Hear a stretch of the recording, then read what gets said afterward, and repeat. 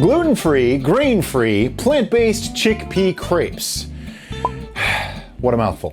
Anyway, to make these as a savory crepe, I'm gonna have a sweet version later in this video and in the description below, but to make these as a savory crepe, you're going to need 1 cup of chickpea flour, 1.25 cups of water, 1 tablespoon of garlic powder, 1 tablespoon of onion powder, 2 tablespoons of nutritional yeast, herbs of your choice. I used a teaspoon of thyme and oregano, but you can use pretty much whatever you might like. And making this, it's super critical to follow these instructions exactly. Add everything to the bowl. That's it. Water, herbs, spices, yeast. Now we mix. The hardest thing that you have to do when making this is make sure there's no lumps. That's it. Make sure it's just a smooth, creamy batter. It should be very loose. It'll feel more like heavy cream than a real batter. If it feels too thick, you can add a little bit more water. Mine's starting to feel just a touch on the thick side, so I'm gonna add like a 1/4 cup more water. Being very precise, yet again. There we go. That's a nice loose batter. That's pretty much what I want. Something that's runny. You'll see why in just a minute. Now, what you want to do is put your non-stick pan to medium-high heat. I do this without oil, and I've not really had much problem with them sticking. What I want to do is get about 1/2 cup of my mixture into the pan. Now, once I do that, you don't want to waste any time. You want to get to moving that pan quickly. You'll see in a second. I find that 2 of these ladles, like I have, is usually enough. 2 to 2.5 or so.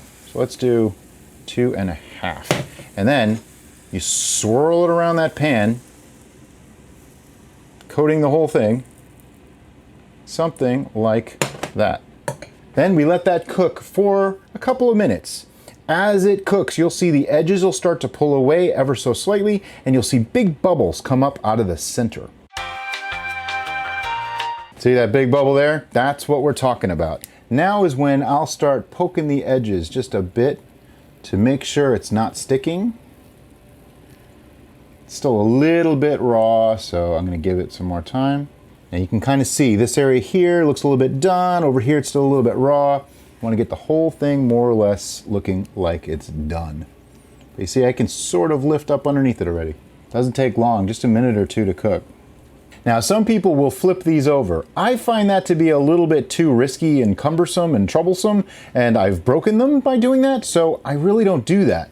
Once they are pretty much cooked, they're pretty much cooked. You can try browning the other side, but I have not found it necessary. What I like to do though is make sure it's separate from that pan, because we're not using any oil. You want to make sure you go all the way across and make sure it is completely separated. And that way they won't break, hopefully, when you try to remove it from the pan. Notice the hopefully, you know? There we go. It's moving around. Perfect. This guy's ready to go. I'm just going to put it onto a plate. Now, I've just made the 1 crepe to show you guys, but normally what you want to do is, as you're cooking them, you want to put them in like a tortilla warmer, or put them under some towels to keep them warm, or in a 200-degree oven, something like that, to keep them warm while you make the rest. I'll make the rest when we're done here. But I just wanted to show you how flexible and pliable this really is. It's actually pretty amazing that this is essentially 100% chickpeas. It's just really incredible. And that's how you can put the filling of your choice, like say you made some Mexican style jackfruit, roll it up enchilada style. You can also fill it with, I don't know, veggies, or with say mushrooms in some kind of a cream sauce. You can do all sorts of things, and that's the wonderful part about these. They become incredibly versatile. Now, if you wanted to make these as a sweet version instead of savory, what you do is you leave out the nutritional yeast, the garlic powder, the onion powder, and the herbs, and you add in cinnamon, maybe nutmeg or allspice, any spices that you think work for that, and then the sweetener of your choice if you want to, which could be like date sugar or maple syrup. Storage options. Put them in some sort of a zip top bag, and you can actually freeze these for a few months, or you can keep them in the fridge for, I wouldn't go more than just a few days. They might get a little bit rubbery and weird. But we tend to just make them as we want them and use them up really quickly.